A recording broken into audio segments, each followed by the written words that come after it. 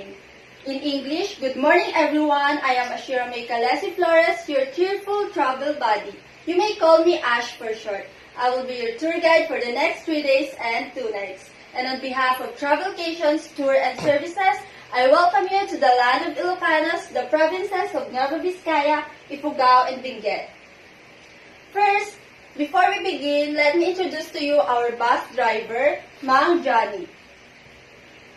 Hello, I'm your bus driver. Before we begin, may I know who among you ladies is the leader of the group? Hi, I'm Mary Christine T. Balino. I'm the leader of the group. Okay. I would like you all to listen carefully because I will discuss some of my rules and regulations. First, listen to my instructions.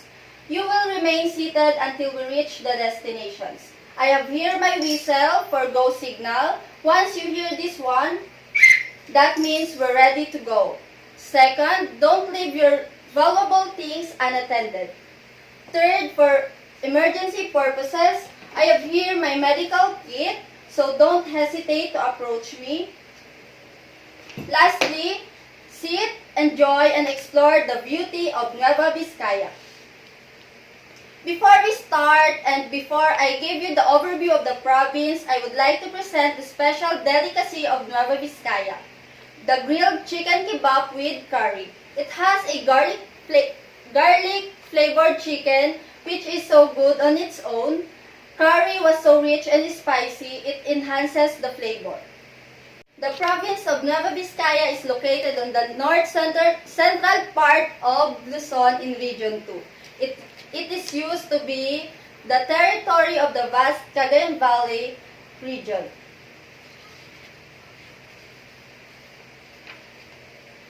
So we are now here at St. Mary's University, Bayumbong.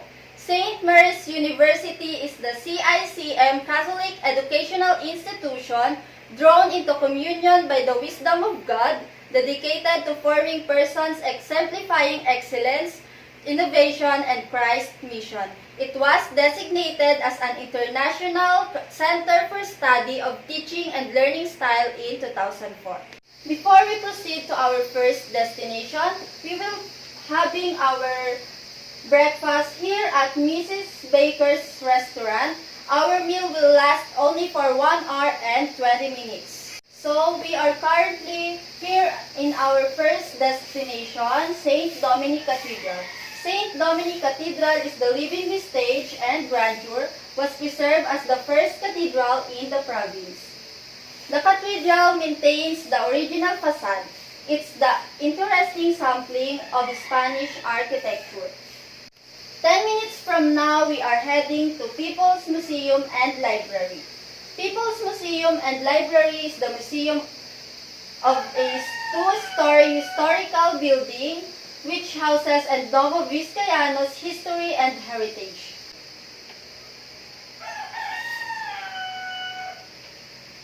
Five minutes of walking, we are headed to Bayumbong Town Center.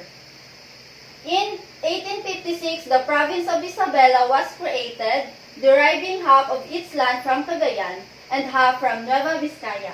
With this partition, Bayumbong became the new capital of Nueva Vizcaya. 10 minutes from now, we are going to St. Catherine of Siena.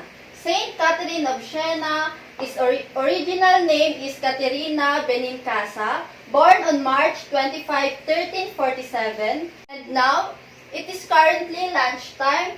We are headed to Stays Cafe and Restaurant. And now, we will continue our tour. Our next destination is San Vicente Ferrer Church.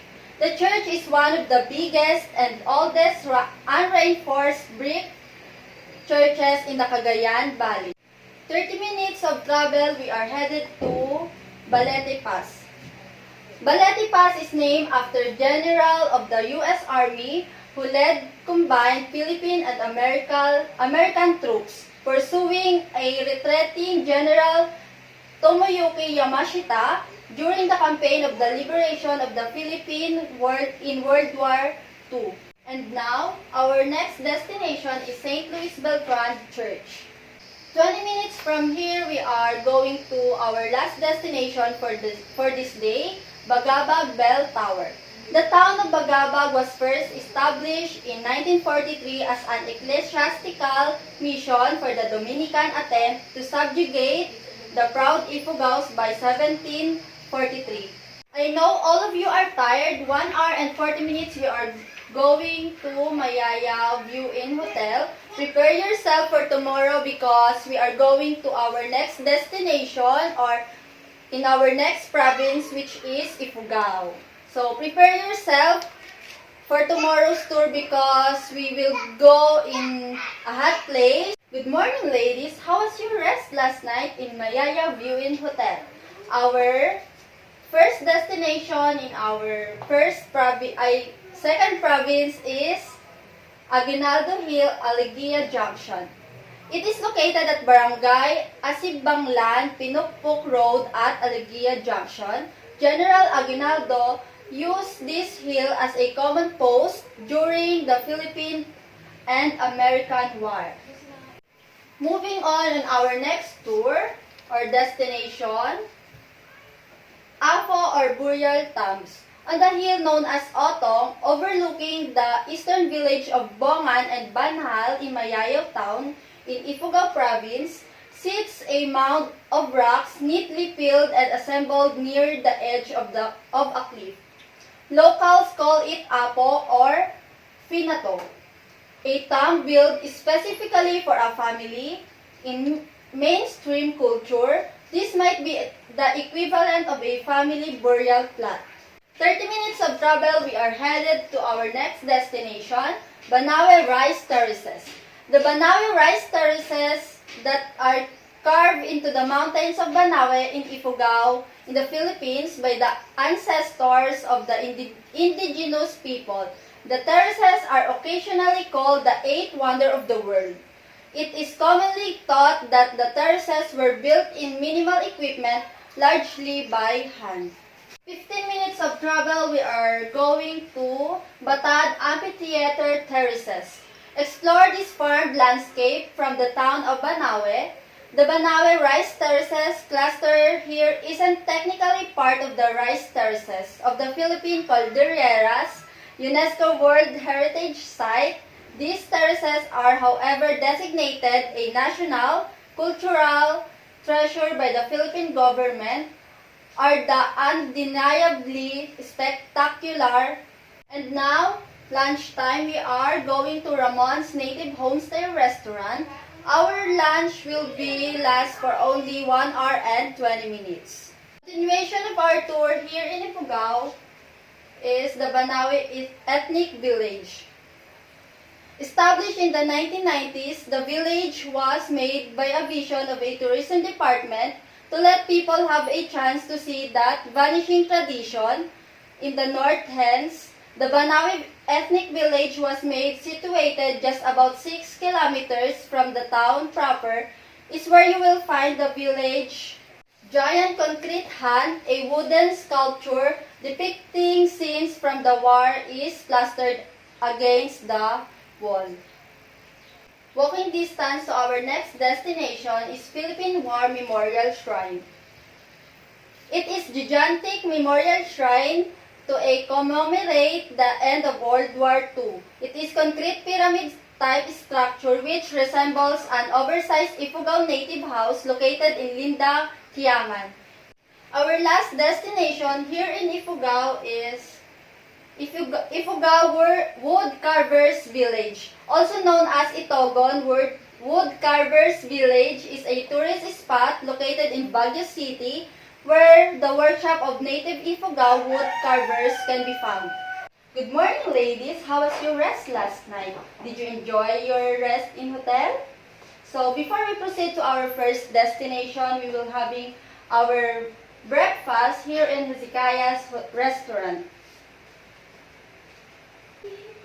Our first destination here in Benguet is Bugayas Vegetable Terraces.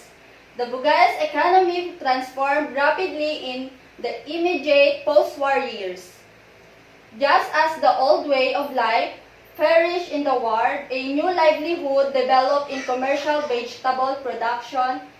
Moving on to our next destination is Our Lady of Antonement Cathedral. Construction on the cathedral itself was begun in 1920 under the leadership of the then parish priest, Father Florimino Carlo.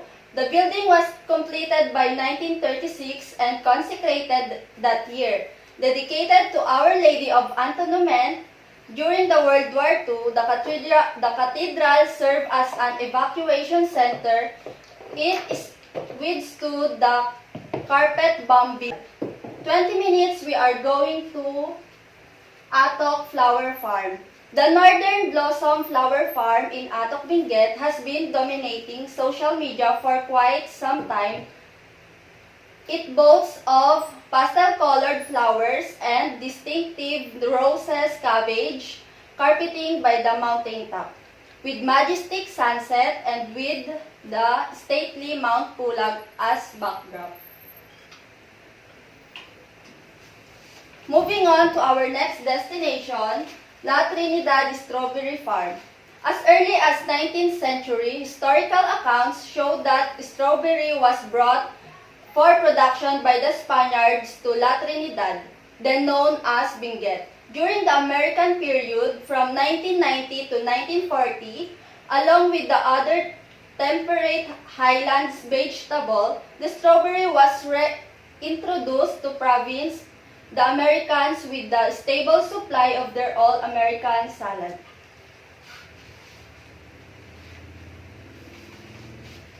Our next destination is Baguio City.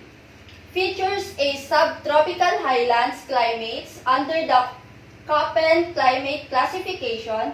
The city is known for its mild climate. It is because the Baguio is named as a summer capital of the Philippines. Due to its high elevation, the temperature in the city is 8 degrees Celsius, lower compared to the average temperature to the rest of the country.